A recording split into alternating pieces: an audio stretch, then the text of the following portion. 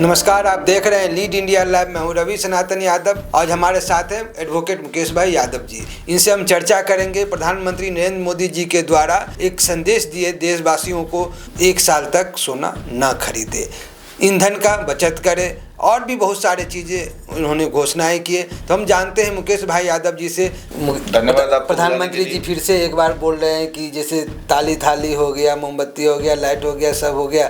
इस बार बोल रहे सोना ही नहीं खरीदो और ईंधन भी यूज कम मत करो, तेल खाने का तेल भी कम यूज करो। तो क्या ये संभव है? धन्यवाद रवि जी।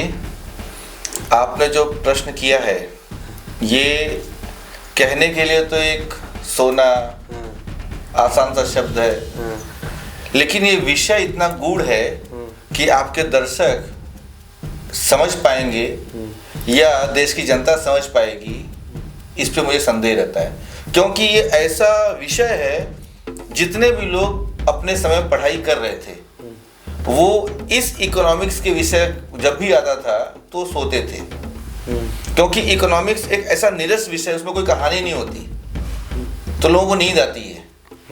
अभी प्रधानमंत्री जी ने ये नहीं कहा कि आप सोना मत खरीदिए, उन्होंने कहा अवॉइड कीजिए, परहेज कीजिए। जब आप बीमार होते हैं, डॉक्टर के पास जाते हैं, कोई बीमारी होती है आपको, तो उस समय डॉक्टर आपको कहता है कि आप ये दवा लीजिए, साथ में ये परहेज कीजिए। जब परहेज करेंगे तो आप जल्द स्वस्थ हो जाएंगे।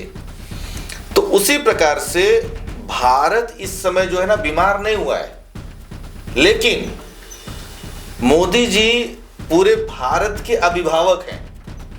आप कितना पैसा कमाते हैं, आपका घर कितने पैसे में चलता है, आपको पता है, और हर व्यक्ति को पता है कि उसकी इनकम कितनी है। जब किसी महीने में वो इनकम नहीं आती तो व्यक्ति स्वयं अपने घर पर करता है कि इस महीने थोड़ा खर्चा कम करना है, फिजूल खर्ची नहीं करनी है, कि हम इसको एडजस्ट कर पावे। तो अब बात को समझिए। मोदी जी ने कहा है कि विदेश भ्रमण कम कीजिए। ऐसा अगर आपको लगता है तो सरकारी वाहनों का उपयोग कीजिए, स्वयं के वाहन जो है उसका थोड़ा त्याग कीजिए अगर संभव है तो। सोना ना खरीदिए 1 वर्ष तक अगर आपको संभव है तो। इसमें होता क्या है, ये सब जितनी भी चीजें हैं ये खरीदने के लिए पेमेंट जो करना पड़ता है डॉलर में करना पड़ता है। बात समझ रहे हैं? डॉलर में करना पड़ता है, और बाहर से जो चीजें आएंगी उसका पेमेंट आपको डॉलर में करना पड़ेगा। आपके पास तो रुपया है और ज्यादा से ज्यादा आप लेते क्या हो? आप लेते हो तेल। तेल भारत में तो बनता नहीं, 80% तेल आप इंपोर्ट करते हो।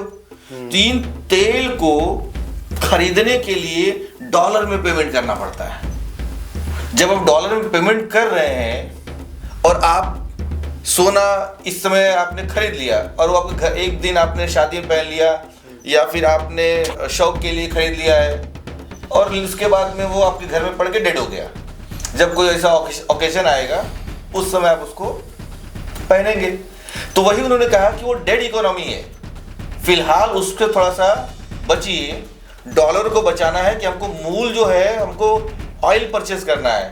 ऑयल परचेस करने के लिए हमारे पास डॉलर होने चाहिए। अगर डॉलर नहीं रहेंगे तो हम पेमेंट नहीं कर पाएंगे। जब पेमेंट नहीं कर पाएंगे तो हमारे रुपए का वैल्यू जो है ना वो बढ़ जाएगा। तो आपका विपक्ष चिल्लाएगा, क्या कर रहा है, इसको ऐसा करना चाहिए था, सरकार को ये करना चाहिए था।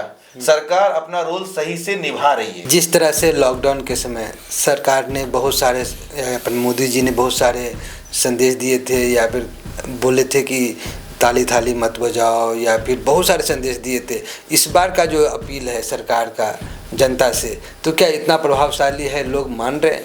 जो कोविड पीरियड था, आपका विपक्ष कहता है कि ताली थाली न बजाने के लिए कहा था। ऐसा नहीं था। उस समय जब देश की जनता उनके जान पर बनाई थी और एक ऐसी महामारी थी जो लोगों के संपर्क में आने से बढ़ती थी, तो उन्होंने ये आह्वान किया था कि जो भी व्यक्ति है वो अपने घर में रहे, दूसरे के संपर्क में न आए।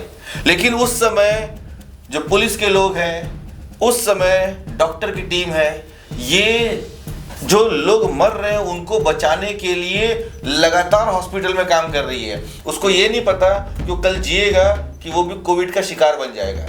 ऐसे लोगों का मनोबल बढ़ाने के लिए प्रधानमंत्री मोदी जी ने पूरे देश को आह्वान किया था कि एक दिन आप जो है थाली बजाइए। उससे क्या होता है कि देश की 150 करोड़ जनता देश के नेता की आवाज पर थाली बजा रही है, जो बता रहा है कि हम 150 करोड़ लोग एक हैं, हम सभी साथ में हैं और हम साथ में मिलकर इसका मुकाबला करेंगे और इस परिस्थिति से हम बाहर निकलेंगे। तो उन्होंने थाली बजाने से आपको मना नहीं किया, उन्होंने कहा बजाइए। ये जो उस समय आपके जो डॉक्टर्स थे, जो मेडिकल की टीम थी, जो स्टाफ था, जो लगा हुआ था सड़कों पर, उन लोगों के प्रति ये एक संदेश था कि हम आपके साथ में हैं। गो कोरोना गो उसी टाइम चल रहा था और ताली बजा रहे थे, गो कोरोना गो भी चल रहा था। तो कैसे देख, जब सेना लड़ती है तो म्यूजिक बैंड होता है, तो बैंड से क्या कोई दुश्मन भागेगा क्या? नहीं भागेगा। लेकिन वो बैंड की धुन के अंदर इतनी गर्मी होती है कि जो सैनिक होता है उसका खून उबाल मारता है, वो 10 फीट की दीवार को चढ़ के उछल के पार कर देता है।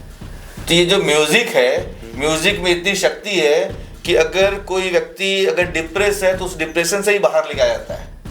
अगर आप दुखी हैं तो उस समय अगर आपके सर के ऊपर कुछ कोलाहल चालू हो जाए तो आपको पसंद नहीं आएगा। वो म्यूजिक है जो कोलाहल भरा म्यूजिक आपको पसंद नहीं आ रहा है। तो म्यूजिक तो व्यक्ति के व्यक्तित्व का हिस्सा है। कुछ लोग ऐसा मानते हैं कि प्रधानमंत्री जी कुछ बड़ी तैयारी कर रहे हैं, जैसे कुछ जंग जैसा, या देश पाकिस्तान, बांग्लादेश, चाइना से कुछ तो लड़ने वाले हैं। दूसरे लोग, कुछ लोग का ये मानना है कि आत्मनिर्भर भारत को बढ़ावा देने के लिए, मेक इन इंडिया को बढ़ावा देने के लिए इस तरह का पहल किए हैं। तो आपको क्या लगता है? देखिए, जो लोग हैं खाली बैठे उनका कुछ काम नहीं है, तो उनको सिर्फ लगना है, उनको लगने दीजिए। एक बात आपको बताऊं, आपके आसपास में जो पड़ोसी हैं, पड़ोसी आपके शांत तब रहेंगे जब आप मजबूत रहेंगे। आप जब सबल रहेंगे तो पड़ोसी आपके शांत रहेंगे। जब आप कमजोर रहेंगे तो पड़ोसी आपके घर में आ जाएंगे, ये भी हमारा कर लेते हैं, इसको भी हम ऑक्यूपाई कर लेते हैं। आपके घर के बाहर की कोई जमीन हो या आपका एरिया हो, वो खाली पड़ा हो और आप गरीब रहेंगे, कमजोर रहेंगे, तो पड़ोसी पे कब्जा कर लेगा। तो भारत को सफल और सबल होना नित्यांत आवश्यक है। भारत को न चीन से लड़ना है, न पाकिस्तान से लड़ना है, न बांग्लादेश से लड़ना है, न किसी पड़ोसी से लड़ना है। भारत ने आज तक किसी भी विदेश की भूमि पर कब्जा नहीं किया। हमारा सीधा मानना है कि पूरा विश्व ही परिवार है, वसुधैव कुटुंबकम। हम उस संस्कृति से आते हैं, तो हम कोई बहुत बड़ी तैयारी नहीं कर रहे हैं। हाँ, एक बात बता दूं आपको, 2014 के पहले जो हमारे पास रिजर्व ऑयल था कि अगर मान लीजिए ऐसी युद्ध की हुई स्थिति बन जाए तो कितने दिन हम चल सकते हैं? तो कितने दिन चल सकते हैं? 0। वो कहने के लिए 3 दिन है। 3 दिन मतलब क्या होता है? मतलब 0 आपके पास रिजर्व ऑयल था। 2014 के बाद 60 दिन का रिजर्व ऑयल हुआ। कितने दिन का? 60 दिन का। 60 दिन का रिजर्व ऑयल हुआ है कि हम 60 दिन तक हम बाहर से अगर पेट्रोल डीजल ना लाए तो हमारा देश चल सकता है। बैलगाड़ी पे आने की जरूरत नहीं पड़ेगी, मोटर गाड़ी से आप चलेंगे। 60 दिन से ज्यादा अगर युद्ध चलता रहा, साल भर, 1.5 साल, 2 साल, तो आपके पास रिजर्व ऑयल तो होने चाहिए ना। उस रिजर्व ऑयल के लिए आपके डॉलर तो होने चाहिए ना। रिजर्व ऑयल बनाएंगे कैसे? एक रास्ता है, रास्ता बंद है, ब्लॉक है। आज सुनने में आया कि आज जो है ईरान ने घोषित कर दिया कि जो आदमी टोल देके जाएगा वो पेमेंट करेगा और आगे बढ़े। तो पेमेंट जब टोल लगा देगा तो आपको पेट्रोल डीजल महंगा करना पड़ेगा, नहीं करना पड़ेगा? आप पे ये भी आरोप लग रहा है कि विपक्ष लगा रहे हैं कि ये सिर्फ राजनीति हथकंडा है, लोगों को इन्वॉल्व करने की और इंगेज रखने की लिए सब रणनीति है। विपक्ष अपना काम कर रहा है, विपक्ष पूरी ईमानदारी से अपना काम कर रहा है। विपक्ष का काम होता है जनता को बरगलाना, जनता के माइंड को डाइवर्ट करना कि उस कुर्सी पे हम बैठ जाएं। दुनिया भर में ये ईरान समस्या जो चल रही है स्टेट ऑफ हॉर्मुज के कारण, ऑयल जो है ना बाधित हुआ है पूरे विश्व का 20%, और जो आपका इस तरफ का जो एशिया का क्षेत्र है यहाँ पर तो आपका 80% हुआ है। समझ रहे हैं? ये सबको पता है, और पूरे दुनिया में सीएनजी का रेट, डीजल का रेट, पेट्रोल का रेट कहीं पे 30%, कहीं पे 50%, कहीं पे 20% बढ़ा है। हमारे इधर कितना बढ़ा? 3%। वो भी 2 महीने के बाद बढ़ाया गया, सिर्फ 3%। तो इतना सब होने के बाद विपक्ष बोलेगा ये सब गलत है, इस तरह से कुछ है ही नहीं। तो विपक्ष तो अपना काम ही कर रहे हैं ना, उनको अपना काम करने दीजिए। चलिए, अच्छा है, हमारा विपक्ष अपना काम करे, हम अपना काम करते हैं।